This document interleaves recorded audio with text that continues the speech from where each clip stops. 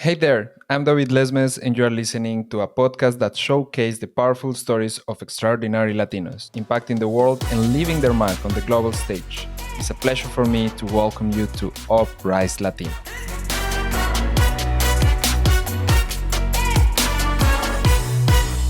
Hello, everyone, and welcome again to UPRISE Latino, a beautiful space where we are going to explore one of the most interesting journeys that I've had the pleasure of knowing and sharing in some sense. A person that is a representation from my perspective of not just what is Latin America, but also what Latin America can be. And that I'm really intrigued to see what is happening in his mind with all this new wave of interest in Latin America. So, welcome, Sneider, to our podcast. Wow, such a nice introduction of what Latin America can be. And yeah, thank you. It's so good and it's a pleasure. And I think that I'm so excited. I'm so thrilled to be in this space and just looking forward to the conversation and what comes up. Because just for everybody to know, nothing is planned. So let's see. Yeah, like this is just like a very genuine conversation, and I loved it. Exactly. I think the first time that we met, it was probably like what 7, 8 years ago. Yeah, kind of. Yeah, I would kind of. say. I would say like 7 years ago. Yeah. Yeah, and just for context of the people that are hearing us, Sneider and me, we work in the same NGO organization a couple of years ago, but that's another story. But he's from a part of Colombia that is usually not the most recognizable part of Colombia. Yeah. That is the beautiful city of Cucuta. But I want to give you the opportunity of also telling us more about yourself, starting by that, by the place that you come from. So, who is Great. Sneider? Nice. Cool. So yeah, like let's say like starting there because it really shaped who I am. The fact of I was born in Cucuta, Colombia, which is in the border, in the east border of Colombia, and it's the border of Colombia and Venezuela. And it's actually, or when I was a kiddo, it was a most dynamic, let's say, frontier in Latin America, in terms of business, in terms of trade, and of course of migration. And I think that growing up, I just think on this, like growing up, understanding that just some meters from my home, like from my house, with my family, with my parents, just because of crossing a river, people could have different opportunities or different perspectives of life.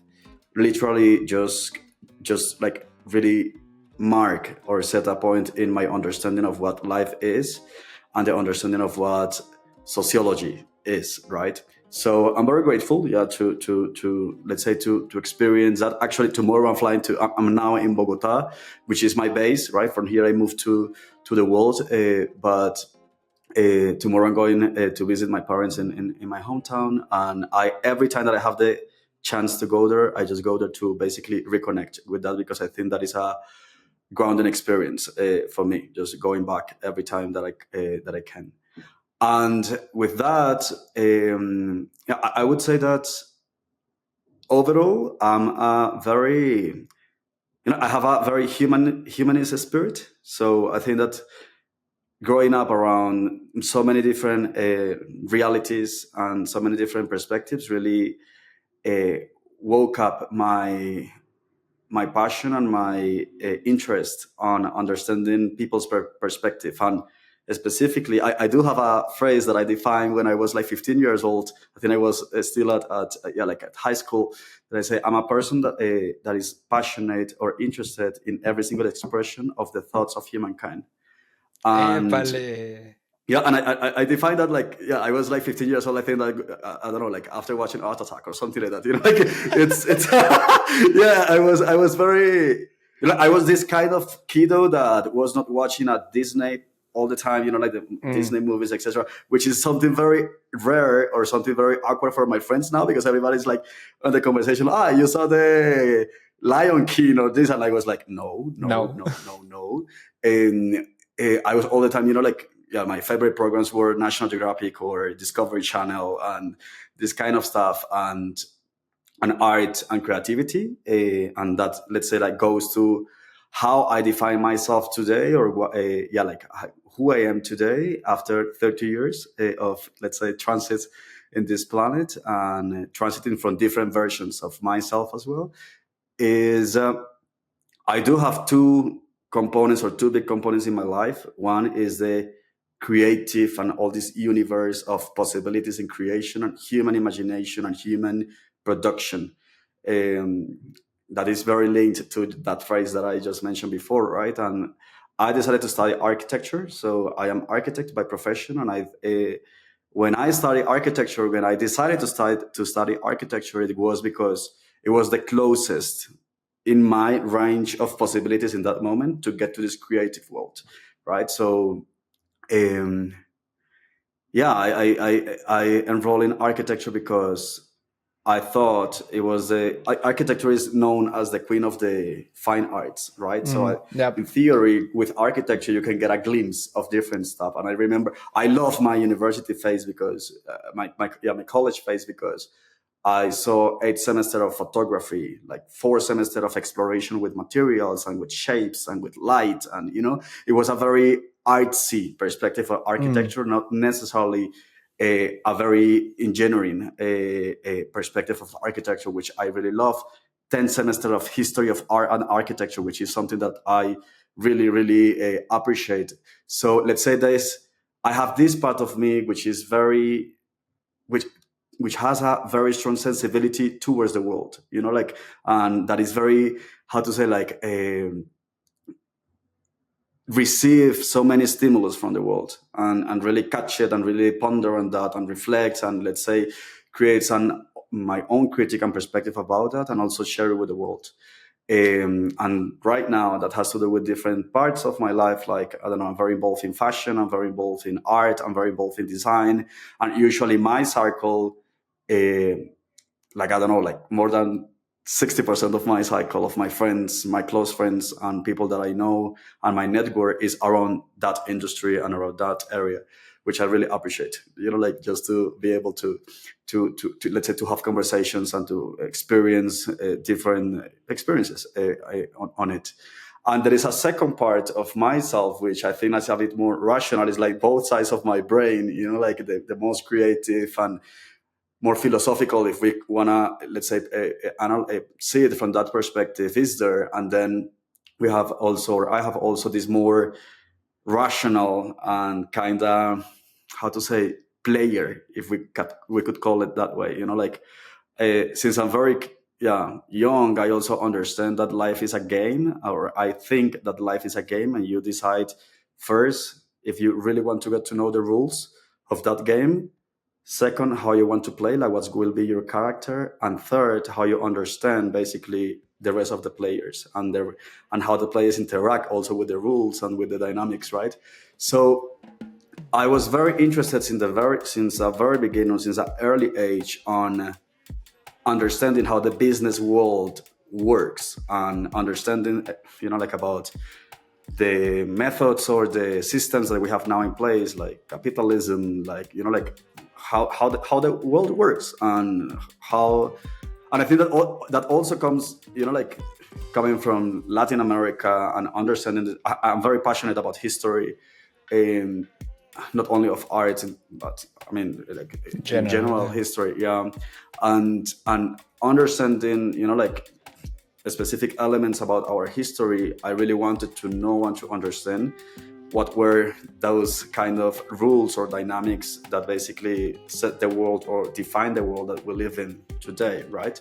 So yeah, there is this part of me which is more like the business part of Sneider, which is basically where I have been involved the last 10 years of my life, which is my whole professional life. Like, yeah, since my 20s, I started working before working at ISA, I just also did some, let's say, things related with architecture, but more in a business wise or in a business sense, and then just jumped to ISA. That was this, like, platform or this trampoline, right, to just jump to the world. And I think that, yeah, like to have this experience of feeling that everything is reachable, everything is approachable, everything is doable, and yeah, just understanding how a multinational, if we want to call it right, works. Yeah, for And sure. yeah, I mean like for good and yeah, like a non for profit, of course, but basically in the way it works, in its engineering to make it work,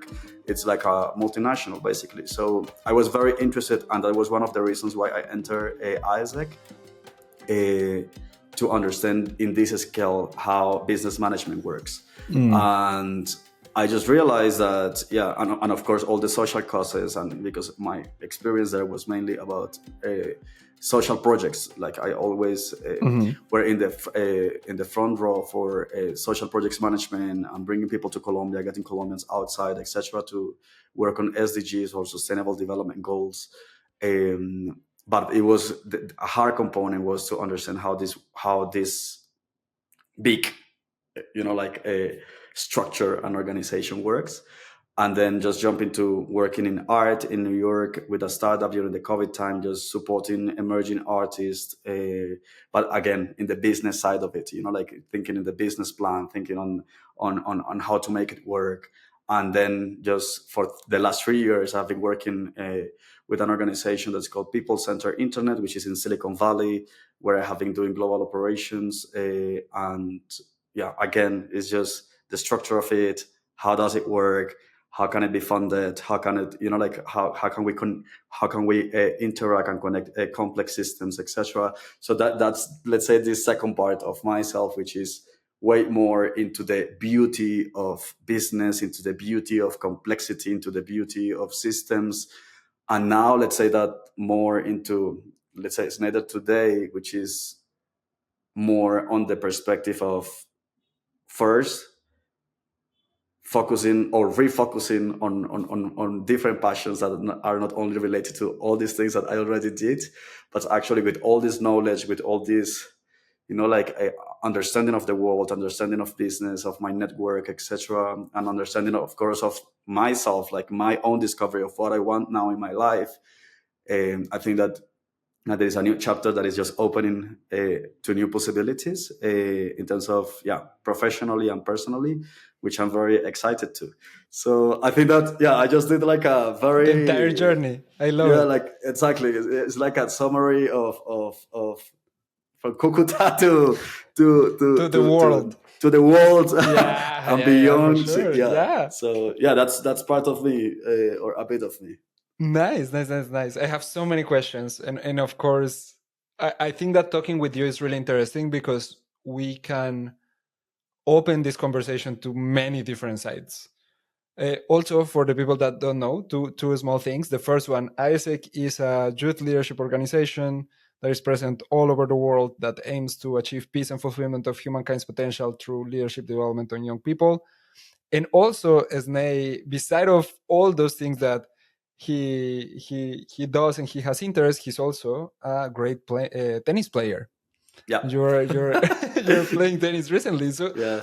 all over. I think that's the interesting thing, or the thing that I find the most interesting about talking with you, and is that we can always start in one place and then extend to other side, other side, other side. So after that introduction, I need to choose, and I have here my notes where we want to go. Mm, okay, let's start on this side, and is you have a really interesting journey, but you said that when you go back to Cucuta, and you are going back to Cucuta tomorrow, Tomorrow. is to reconnect with Yeah. what you reconnect when you are there. Like, you have been traveling the world during all these years. We've met in different places. You have a really international circle. So when you go back home, what is the thing that you reconnect with? Yeah. I think that we are born in the places where we are born for a reason. It's not just merely, like just it's not just situational, but we actually we have something to learn from the places we visit, and we have something to learn from the places where we belong. I think that's the thing. And with Cucuta particularly, I feel that, one, I belong. It's my city. It's like like is the part of is the piece of land on the planet where I can feel like the king. It's like it's my savannah. It's like it's my place on earth. So, and that's a feeling or a sensation that nobody takes away. Like, and no matter, after living in different places around the world, after living in some of the most comfortable places in the world, I never felt that I belong to those places. And I'm not saying it in a bad way, or I'm not saying it, like in a bad note, but it's actually just my experience of how it was. Like, I was spent time in Switzerland, in Prague, or in the Czech Republic, or in many places, mainly in Europe. And even though when, like, there are very nice places to live and you have many perks of living there, there is just like we have a saying in Spanish, I think it's a saying, that is like como la tierra llama, which is Your like, land calls you. exactly, like your land calls you. And I just think that, yeah, in the case of Cucuta and then Colombia, because that also has to do with why I moved back to Bogota like a year and a half ago or 2 years ago, after, let's say, like living all around. I think that, yeah, it's that essence at that simplicity of life that I learned in my hometown. Like, I come from a very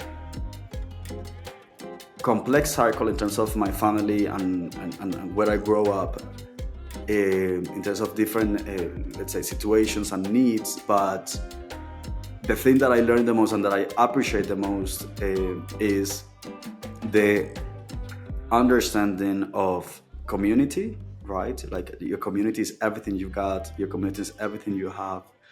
You are not here alone. You cannot succeed alone. You cannot be even yourself by being alone. But it's like you have kind of an emotional responsibility as well towards yours, right? And in my case particularly, that's what also like hit me up and like hyped me and kind of encouraged me to keep on doing stuff. And somehow you feel that you are representing them. Like, it's very interesting, because you just feel that you are not just standing on your foot, but you are standing on, yeah, we say the nice, like, shoulder of giants. But here is not giants, it's like just shoulders of normal people, regular people. And I think that's what I love to be there, because I am because of work, because of the decision I've made about where to live, in which cycles to be, etc. Sometimes I feel that I can be in very idealistic and particular bubbles, like in terms of society. And I think that going there and like just like pinch myself again, and it's like, this is reality. We are just normal people. Like, everybody's the same. Everybody's value is the same, which is something that I usually, like, yeah, like, I have, how to say, like, yeah, like, that is not always the message on the industries that I work with or that I have been involved. And I think that that particular elements of my DNA, because of coming from there, really add that to the conversation, right? Or to the reflection about what, like, what the heck, like, what are you saying? And like, understanding that life could be simple, and life is simple, like, even though when we, in this frenzy of the reality that we lived on today, we just think that everything is fast and that things are all about money and about fame or recognition or whatever. And it's not necessarily, right? Or, yeah, like, yeah, I think that's, I don't know, now I just want to go see my grandma, which is still alive. I think it's the most precious thing that I could enjoy now. Like, it's just go there, give her a hug, and just, yeah, I know she's waiting for me all the time. Like, even, and I go there by surprise. They don't know that I'm Oh, going. really? Yeah. Oh, nice. So it's a surprise. Yeah. So I usually just get there and call my father, like, hey pa, I'm here. Like, can you come pick up, or I will be there. And I call him at the airport. He's like, can you pick up me at the airport at X hour? And then I just go to my grandma's house and just say hello. I'm here. Yeah, I always take bread or pastel de garbanzo, which is very common in my city. Yeah. So really I just good.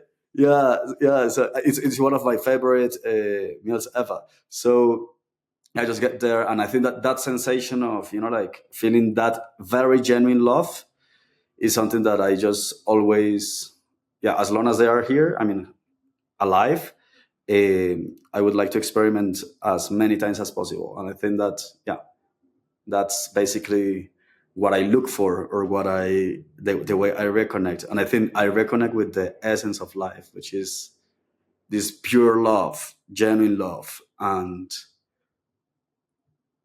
simplicity in life, which usually, I don't know, living in Bogota, even, or traveling around the world, and like, yeah, sometimes you get lost on track, and then you just need to realign and yeah, like kind of reset yourself.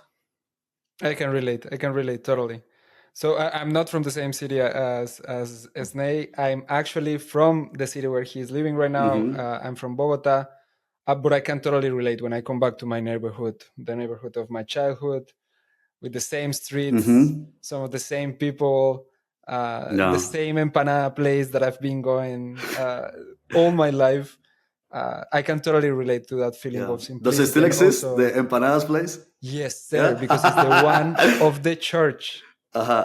So like the Nice. church has a Yeah. community, like, and they, to raise funds for the church, they sell empanadas, bro. Uh-huh. Crazy Wow. good empanadas. Oh no, bro. Wow. I have Adore it. pictures Yeah. on my Instagram about those empanadas. Yeah. Yeah. I'll check it out. But okay, so as I tell you, I can totally relate, and especially living abroad. Now you're back in Colombia, but I like, you travel also a lot. I want to connect it to the other side of things, and is something that I will always remember about you is you are so Colombian and so proud of being Very. Colombian. Yeah. Really, really, really, really Yeah. proud. So I will ask you a question then in the opposite way. When you go to other places, when you go to these big cities or like events that you've been, and I have my own perception of this answer of this question based on what I see externally, that I will say Mm-hmm. before I let you answer. Mm-hmm. But when you go to these places with these events and meet with these people, what do you take from Colombia? What is uh, that things that you take with you? Not just from Colombia. I feel Mm-hmm. that also from Latin America, due to the Mm-hmm. context that you work on. What do you take from your place, from your home? From my perspective, just parenthesis, you always take top fashion. I Yeah. love how you dress. I love how you dress. And usually, what I've seen is that you are really not afraid of showing some colors, of showing some authenticity, some clothing that is really, really niche and unique, and you are able to put it and to pull it out in the most different environment. So that's my perspective, but I let you answer. What do you take? What do you take when you go Yeah. there? Well, I think that the first thing that I take is my smile, my smile, and what comes behind it. Like in terms of attitude, I think that's something that people usually, like, uh, let's say, like, yeah, like what I usually get highlighted for, or what usually people comment to me, right? Is like you get this energy, and it's like this, yeah, like openness and easiness somehow of, like, dude, you are approachable, and you are open to talk to people, you want to meet people, you want to, like, you want to understand what's people doing. I think that that's the nice things of being in all these platforms. I don't know, and just for to give people maybe an understanding of what kind of platforms, I don't know, like things as Davos, with the World Economic Forum where I was in January, or things as now I just came back last Friday from the United Nations General Assembly, some events around it, and also, or even events, more fashionist event, if we want to call it like that, as, I don't know, the Met Gala of Colombia, as it is the Gala of Mambo, which is the Museum of Modern Art here in Bogota, or the Times 100 that I went also in New York. Like this kind of very, like mixed and diverse events with just all type of people. I think that, yeah, first is like this attitude of openness, and attitude of I want to. I think that it's an attitude of curiosity. I would define it like that. Yeah, just think about it now. I'm thinking about it now. It's this curiosity about, like what you have to say, and not in a perspective of, oh, what you have to say, like, are you Yeah. right, like from a very mean perspective, but it's actually like tell me like what are your interests, what are you, like what are you doing, what are your passions, etc. And that's the first thing where or how I can connect with people. The second thing I would say, well, first you mentioned it very, yeah, you mentioned it very well. I'm very, as I mentioned you before, for me, design and for me, creativity is an expression of human beliefs. Is an expression of like human thoughts. Is an expression of what's going on in society at this point. Is like it's an expression of so many things. And when I was a kiddo, somebody told me this phrase. I think that person took it from somebody else, but I mean, doesn't matter. Is he told me, if you look good, people. I mean, if you're looking well, people will treat you well. If you're looking bad, people will mistreat you. And that really resonated so hard with me since I am a kiddo, that I really take care of how I present to the world, not in a sense of I want to impress the world with my presence. Nobody's. I know my presence in a place is a platform to say something, and it's Exactly. a is the people don't even have to talk to me, but they know because of my glasses that I love design. Mm, They mm. know, and that I love high tech because of how they are made and the material and etc. And they love because of the clothes I wear, that I love fashion and that I Yeah. love expression, and they can see exactly what kind of fashion I love, what kind of style I have. And I think, like I am very chameleonic, like with Yeah. my Yeah. style, in the sense of I go to so many different events. It's not always just business events or very formal Yeah. events, but sometimes like like fashion shows or art exhibitions, etc. So depending on where I am, I really enjoy. That's the thing. Like I really have fun, like dressing for something. And what you mentioned, many of my friends already told me, like, dude, we kind of look to see what are you wearing. Like we kind of look to Yeah, for check sure. what are you, yeah, like what are you bringing. And I think that's, yeah, I'm in that sense I'm very international, in a sense of just adapting different things for different cultures that I have been or have Mm. interacted with.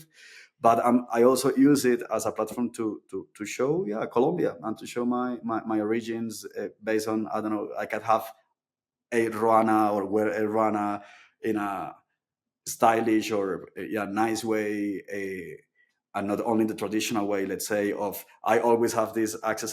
How do you call it? Las mochilas, like this Colombian bag, this Like a very bag. traditional, Yeah, yeah, like a knitted like bag. bag. Exactly. So I think that's, yeah, that's that part of knowing that you are representing something, knowing that you uh, are expressing with every single thing that I mean, you are showing up to the world, right? So it's like, what are you showing off? And it's not, I mean, just for to make the disclaimer, I hate, I mean, I don't like at all, right? Yeah, like I don't agree with this very like high fashion in terms of brands. I usually, yeah, prefer not to wear brand, I mean, like logos or whatever of Yeah, things. I yeah. really don't like that. And I really focus on purchasing or buying stuff from artisans here in Colombia, or artisans, I don't know, like pieces from artisans in Turkey. I have, like I love kimonos. So for example, I Yeah, have yeah, kimonos yeah. of Turkey, of Asia, or different places that are like, there is craftsmanship behind it. They are Mm. handmade. So it's really what you appreciate and how you show it off. So people kind of also connect with you because of that. Just a random fact, because of, in many business meetings, incluso even in Davos, for example, people came to me because of the way I was dressing and the kind of materials that I was wearing, just to ask me. So it was a very nice excuse also to get people to approach you, and kind of have a memory about you. It's like a very strong impression. So yeah, I mean, it's like not dressed to impress, but actually just dressed to express To something, right? express, Exactly, 100%. to express something and to, yeah, say something. So I would say that, like that kind of energy and authenticity, and that vibe of openness and curiosity, plus this fashion statements or this expression of yourself and what yeah, you are interested in. Um, and I would say that the third thing, and maybe the most important one you made when you already did a good impression, is that you have actually something to say. That's the thing, you know. It's like you Yeah, can be, you know, like really difficult if no. exactly. It's like you can be, you know, like looking sharp, looking so interesting, etc. But I think that at the end, what matters the most is, yeah, like what's in your mind, you know, like why are you there, what are you bringing to the table. I always say that to my friends. It's like, dude, what are you bringing to the table? It's like, I don't know, I'm very passionate about technology, I'm very passionate about equality, I'm very passionate about opening opportunities for people to learn, to grow, to, you know, like have better development opportunities or chances in their life, and that to make people maybe see that things are not that complex and that everything is reachable, right? So I think that that thing of being a bridge, or because lately, you know, like I was realizing that, like, what's my gift, you know, like what's my main strength. And and I know that my main gift is I have the capacity and I have the ability to see opportunities ahead, kind of a visionary. I can see opportunities where others maybe cannot, and I can connect the people that can make that possibilities work.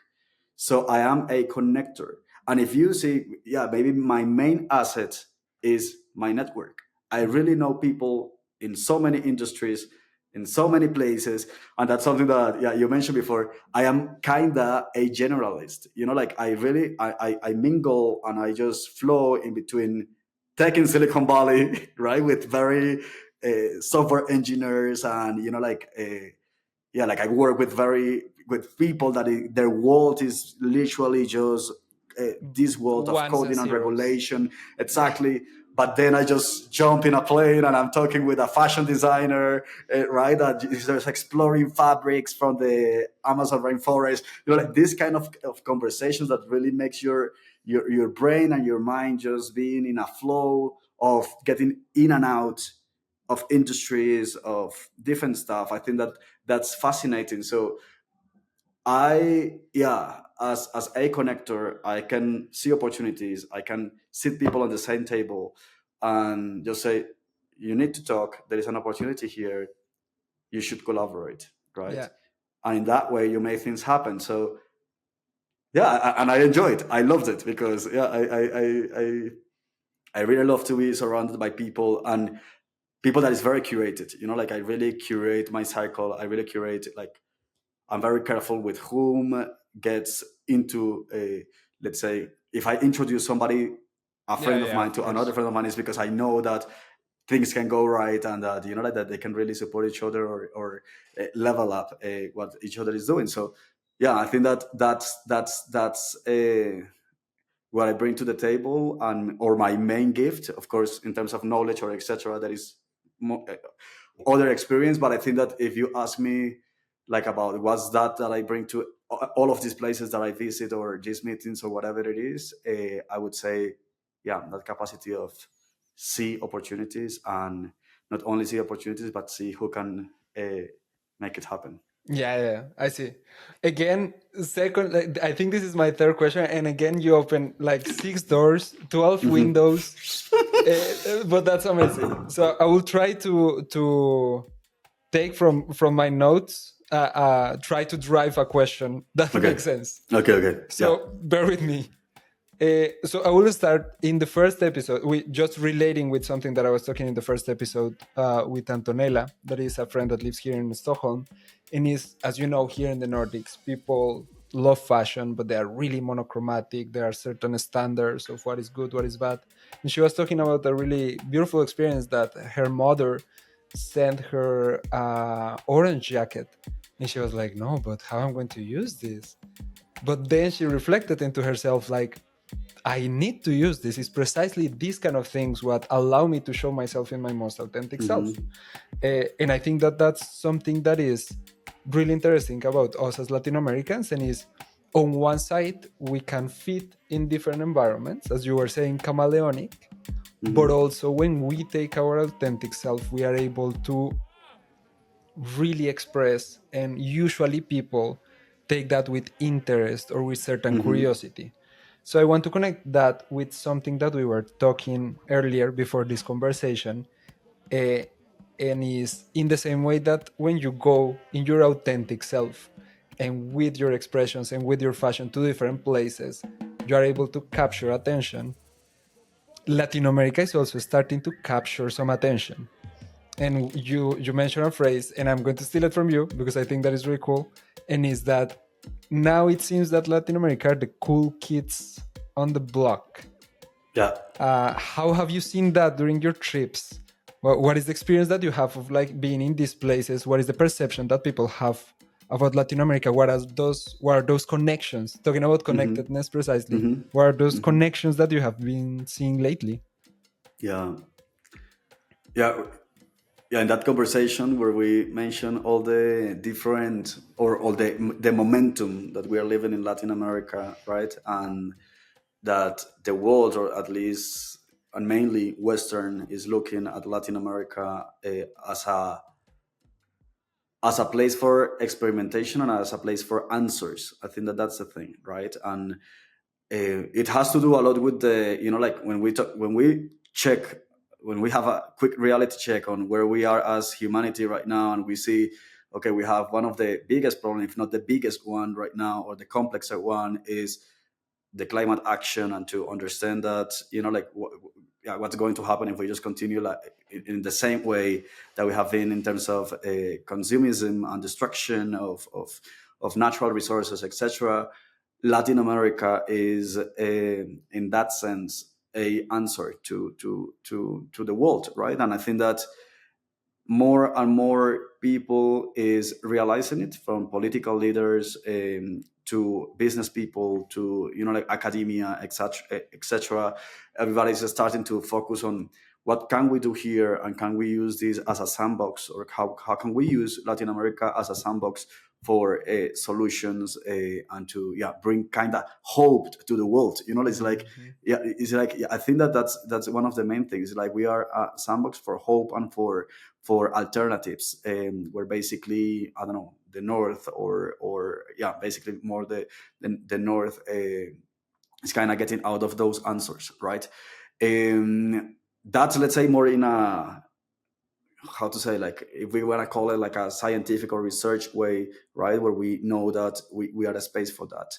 In Colombia will be now at the end of the year the COP, which is the major biodiversity conference in the world. And let's say that, yeah, from those kind of spaces, uh, I really hope that, yeah, the center of the conversation goes around what can happen, and goes to actions, like, and Yeah, yeah, of course. regarding like what could happen.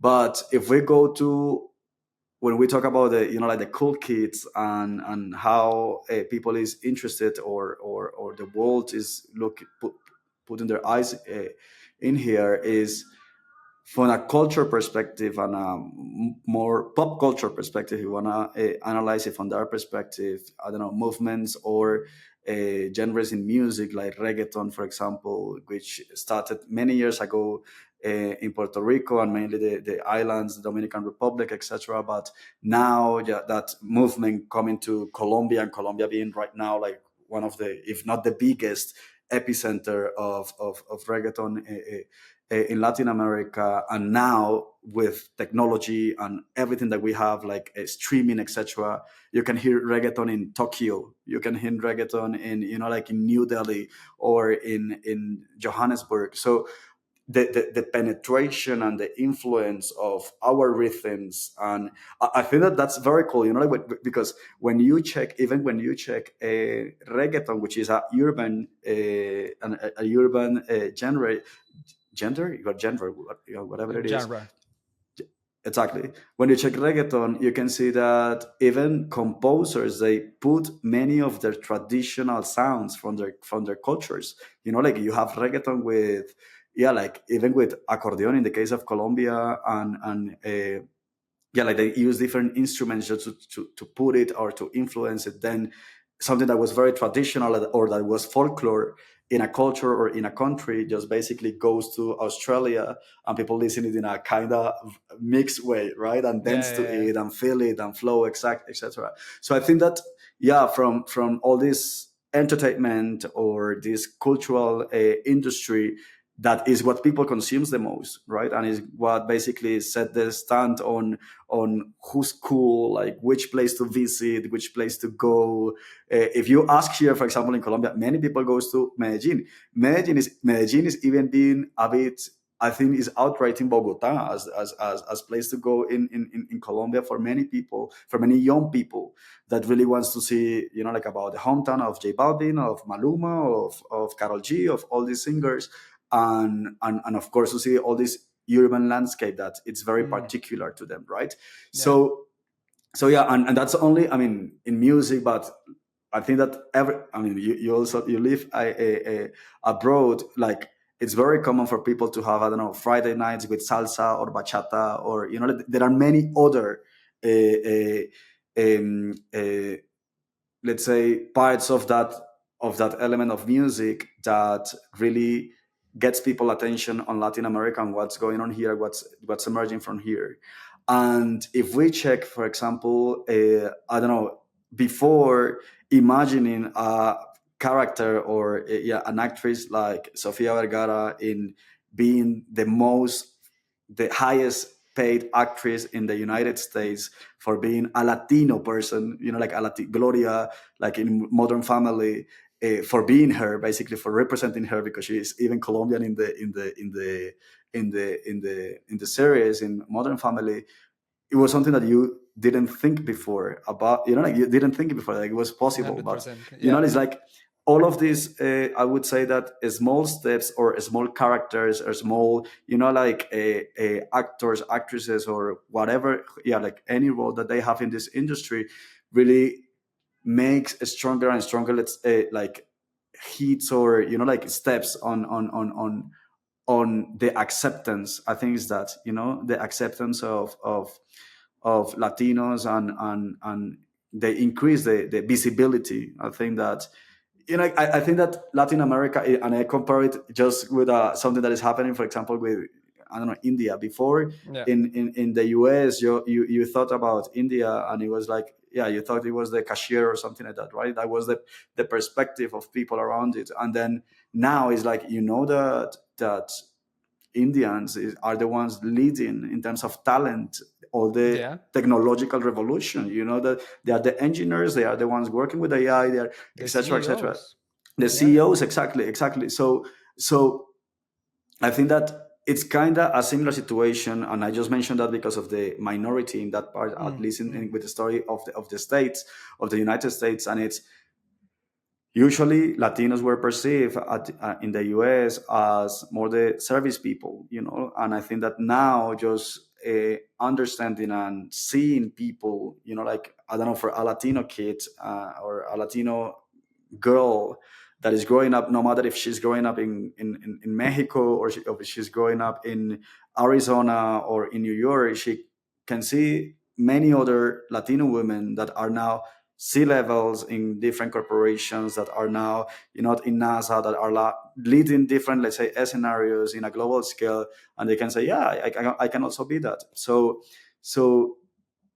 yeah, I think that thanks to so many representatives of ours, um, people is just very interested and very curious about what's our way to do stuff, because I think that's the thing. It's not even the final product or the final service, whatever we provide, but it's actually the way that we create stuff, the way that we understand the world, and the way that we recreate or reframe anything that in theory was conceived like the norm before, right? And you yeah, can see that in many ways, like fashion, design, yeah, uh, singers, actors, artists, like many creative people that is just making a statement of what Latin America has to offer. yeah. 100%. And I think that I totally agree with you, and it's relevant. Like here I live in Sweden, as you know, in Stockholm. Super impressive to see like people ask for reggaeton parties, people ask Yeah. for salsa parties, but not just that. As you were mentioning, that is just like one aspect. There is Latin American brands and fashions that are starting to be really, really interesting. There is plastic artists, Mm-hmm. architecture designed from Bolivia that people are Mm-hmm. starting to pay Mm-hmm. attention. But Mm-hmm. I want to come back to something because in some way I feel that that perception that people have from Latin America has changed for sure. But also I think that an essential part of that is recognizing a really difficult thing, and is who are we? Mm-hmm. Because if you ask like every person that you talk with or in different fields, they have a different perception of what does it mean to be a Latino. And I think that is going to help us in some way. Like Mm-hmm. if Mm-hmm. we are this community that is meant to give hope, to create new narratives, it's also important to understand who we are. And that is a question that I want to throw you like on the table. Yeah. What Yeah. does it mean to be a Latino? Yeah, I think that's a kind of tricky question, and in terms of there are many perspectives around it, and I would say that the first thing to understand or to define about Latinness or Latinos is that specific thing. We are so very diverse, right? And if you check from whole Latin America to the north to the south, there are so many differences between us, right?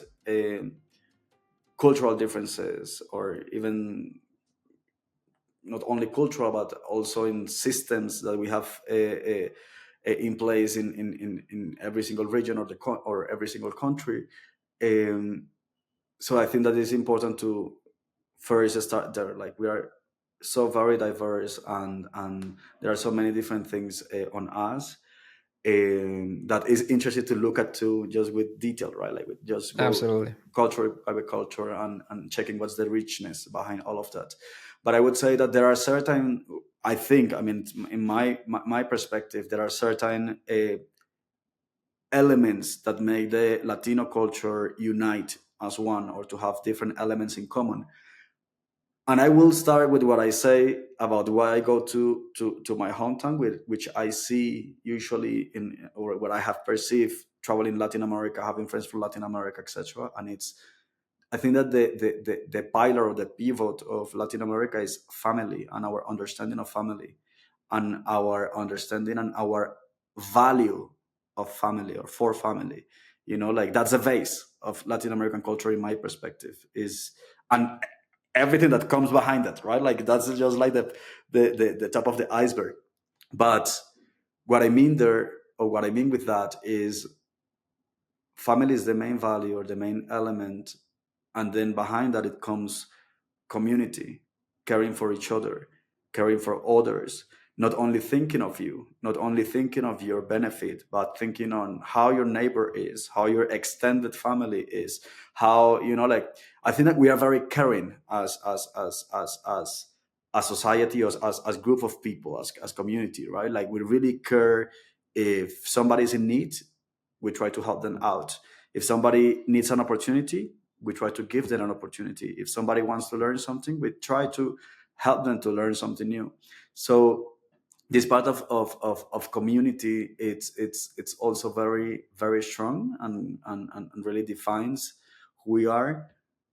All the diversity and the richness behind our cuisine, our gastronomy, our, and I think that there is also, like, something that is kind of, it has different ways to look at it, and is the sense that we have the same stories and kind of the same history with our development as nations, as free nations, and as, as independent states, or whatever, of sharing a story, a history of colonization, sharing a history of invasion, sharing a history of wars, because many of countries in Latin America did have very heavy and very brutal internal conflicts, or, like, conflicts in general.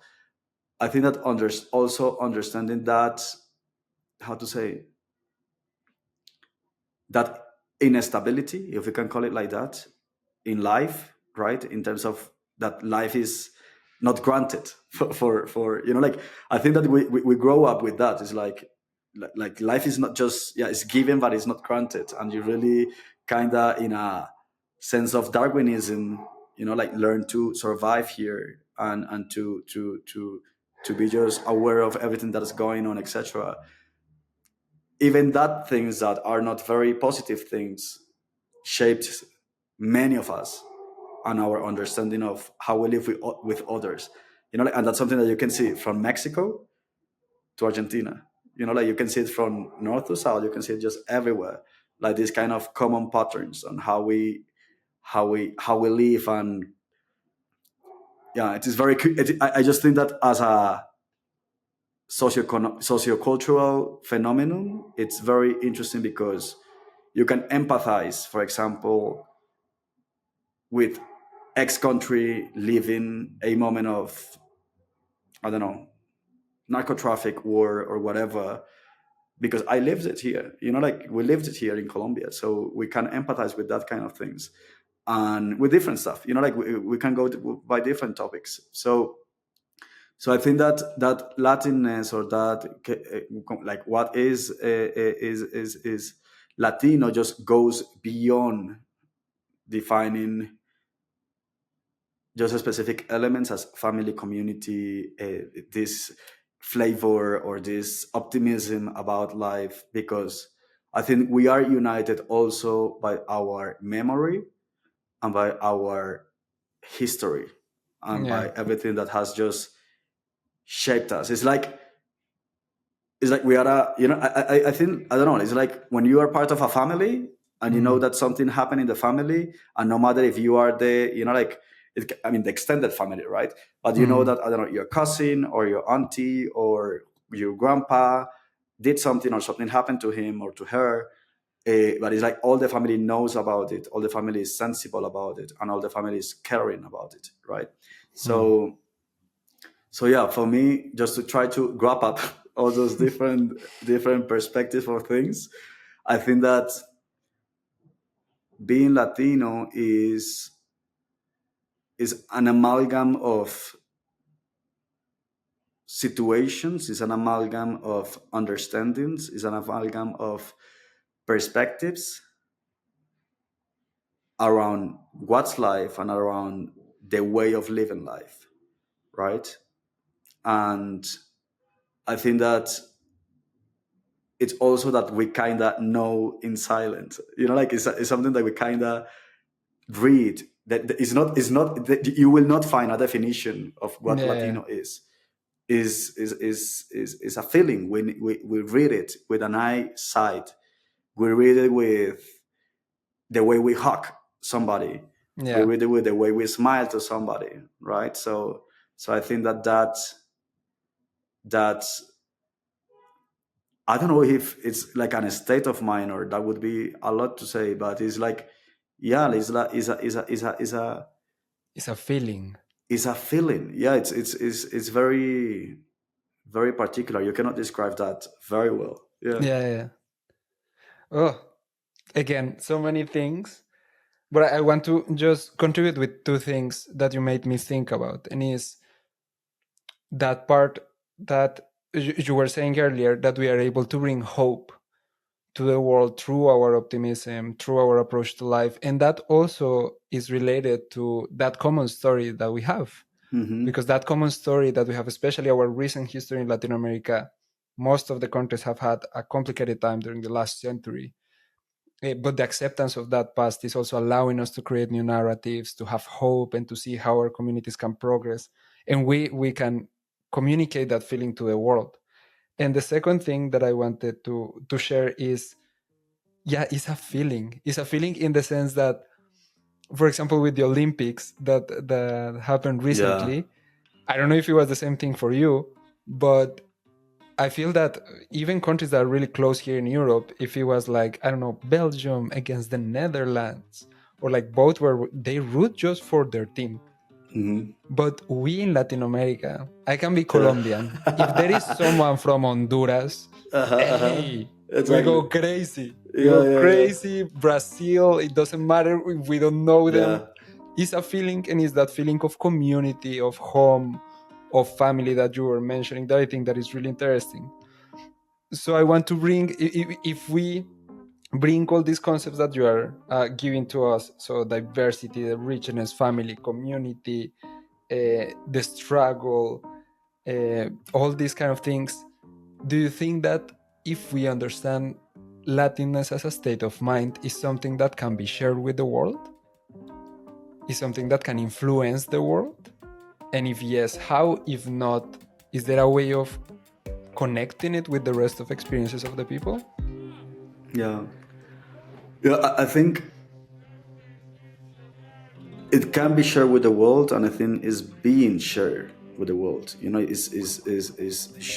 it's being shared right now with the world in so many different layers or so many different, let's say, areas of what we do as humans, and what, you know, like from science to entertainment to, yeah, politics to economic stuff to, yeah, many other stuff. I think that this sense of,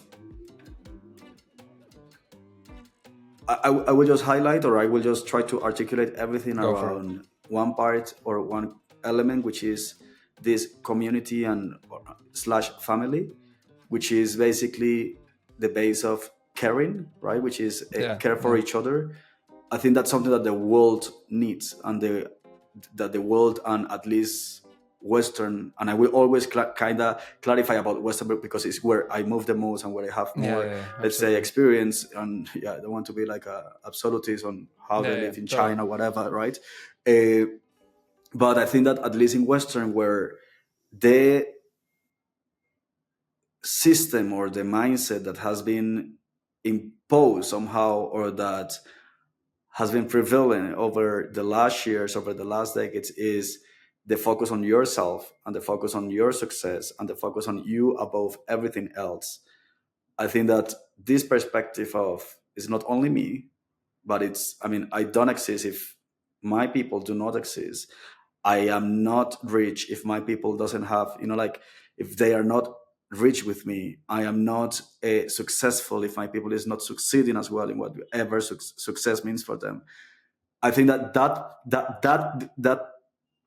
feeling, or that perspective of that understanding of life, of we thrive but only if we thrive together, it's something that we are sharing with the world right now, and something that we can keep on, you know, like on sharing and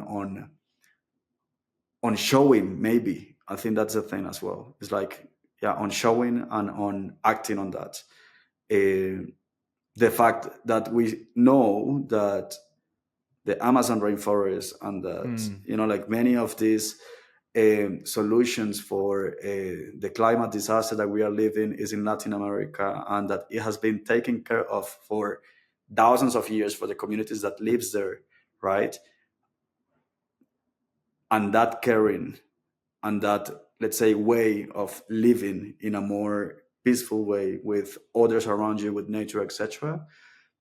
I think that's something that we really can put in every single conversation we have, and can, you know, like share as reference for everything we do. And talking on first person, every time that I am in a meeting, or every time that I am in a, you know, like conversation, where many times I'm the only Latino on that room, or I'm the only, you know, like I don't know, like Colombian or whatever on that room, I bring that point naturally, you know, like of because for me it's just I the feel you. norm Yeah, is what to do, you know. It's like, hey, wait, are you thinking about people that is going to be affected by this? Are you yeah, thinking yeah, about, you know, like, how can we increase the impact of this? How can we reach more people with this? How can we have more beneficiaries with this? How can, yeah, you know, like, thinking the all the different possible scenarios, which include more people than just the group of people that we are talking about, right? So that's something natural, and I think that we are doing it. And I think that every time that we have more Latinos and more people in sea levels around the world that we have more Latinos being part of the decisions, like being decision makers and sharing the perspective and sharing what they stand for, that, let's say, imagination or imaginary about family, about community, about caring for each other will be stronger and stronger. There's a fact that I think that I mentioned you before, but I was checking the numbers this morning. This year, in the election of November in the US, 32.6 million of Latinos are allowed to vote. That's more than the double of the number of Latinos allowed in 2020 for the election of 2020, which were around 14 million Latinos. Damn. What does it mean? We are now, or Latinos are now, the second largest number of voter or group of voters in the US. The only ones that are ahead of us are white Americans. Mm. And then you have Latinos, then you have Black Americans and Asians. But what that means is that we are the ones making decisions now. We are making very important decisions in one of the countries that is one of the most important countries in the world in terms of what happens there really impacts the rest of the Affects world. everyone. Exactly. And I think that we are just being heard because it's just they cannot avoid that now. It's Like inevitable. it's inevitable. Yeah, it's like you have to hear what Latinos have to say, what Latinos want to propose, the way that Latinos would like to do it. If you want, like you need to sit down on the table right now. So I think that that's very important, and we got that because I think that it took a lot of time, or it took long, but now it's just on us on how we will use those platforms in a global scale to improve the state of the world and the state of people, not only in Latin America, but in the world. Definitely. And I love that we came back full circle to something that you were mentioning at the beginning, and is feeling peaceful with your family and your community. That is what you are going to experience tomorrow when you go to your home city. Yeah. So I hope that you enjoy a lot. And also, that last part that you mentioned for me is super important, because of course we are talking here about Latinos in Latin America, because both of us, we are Latinos, but in some sense there are a lot of populations in the world that are not represented. And now that we have a seat on the table, we also carry that responsibility that you are saying it, that when you go to the meetings, you take it with yourself, on also asking how can we impact more people, how can we also carry the other players of the global south and be also the ones that open the doors for them. It's been a really nice conversation. Unfortunately, we will need to cut it short. But Yes. as always, Snei, I love talking with you. I will just close with some suggestions for the people that are curious about Latin America. So I will just ask you a couple of questions and then just throw what comes to your mind. Okay. One song that you are listening on repeat right now, Latino.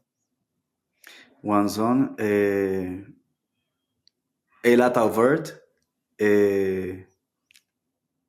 and the name of it's a very new song, but I'm listening a lot. Elata Overt, Dime que hace falta. I think that's the name. Okay. A movie?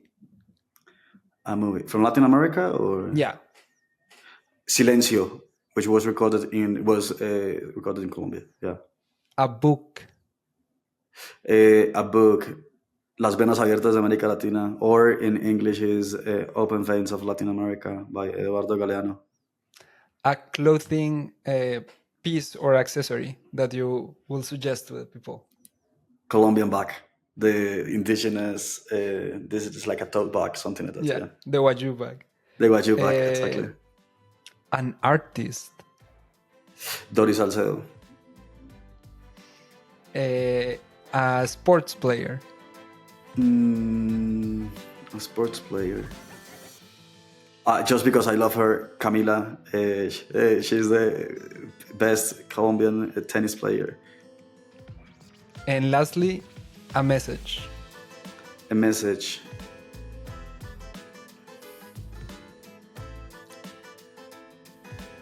Yeah, we need to go back to learn on how to live life from its core, how to the richness of life when you live it in community, and the richness of life when you live it not only for yourself but for the people around you, and taking care not only of the humans that you are surrounded by, but also by the natures and all the systems or the kind of living species that we have in this planet. And I think that that's something that we could really learn a lot in Latin America. Okay, so thank you so much. I will leave all the recommendations that Sneider is giving to us in the description of both the video and the podcast. And also I will leave your socials if people want to connect. I'm sure that people will like to just connect and maybe have more conversations or see what you are going to wear on the next gala. Because I'm saying, and I say it again, it's super nice, it's super cool, it's super entertaining. But thank you so much for coming to the space. I appreciate a lot talking to you. Next time I'm in Bogota, let's have a coffee, let's have a lunch. Let's have buñuelo. Let's have buñuelos. Or if you come to Sweden soon, you know that you have a place to stay. Thank you. Thank you so much. And thanks for the space. It was so nice. Thank you. Thank you, Sneider.